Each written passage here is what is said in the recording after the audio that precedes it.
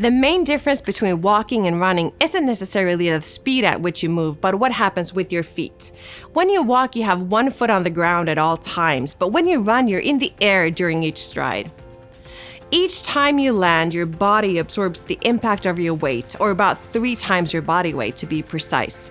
With poor technique, the impact can be even greater, which can make running quite stressful on your joints and ligaments. That's why learning the basics of good running form is so important.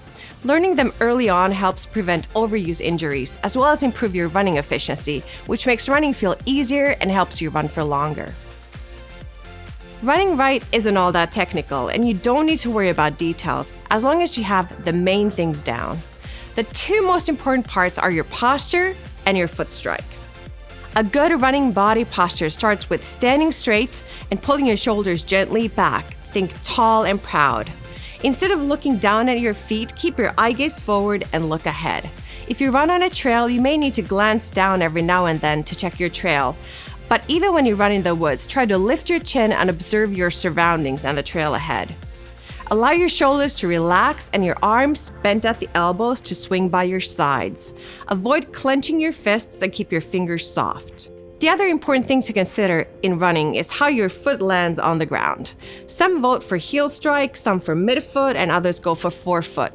Regardless of which strike you choose, your foot should hit the ground right underneath your body, at the center of your body mass, with your weight balanced on your hips, your knees, and your ankles. This decreases your risk of injury and also makes your running more efficient.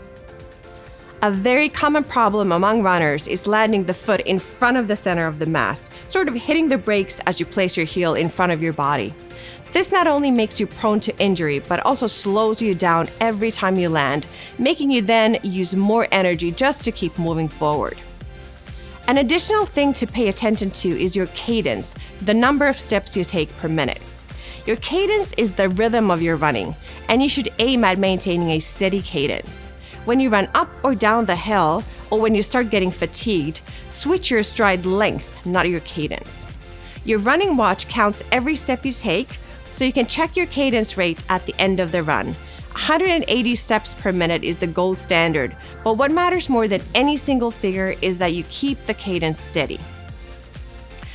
One more thing to remember, as you get tired, it isn't just your stride that tends to change, but your posture too. Your shoulders begin to round forward and your hips drop. Your chin lowers and you spend more time looking down than forward and around. That's when you remind yourself of tall and proud. In the next video, we'll be talking about how to create a training plan to reach your goals.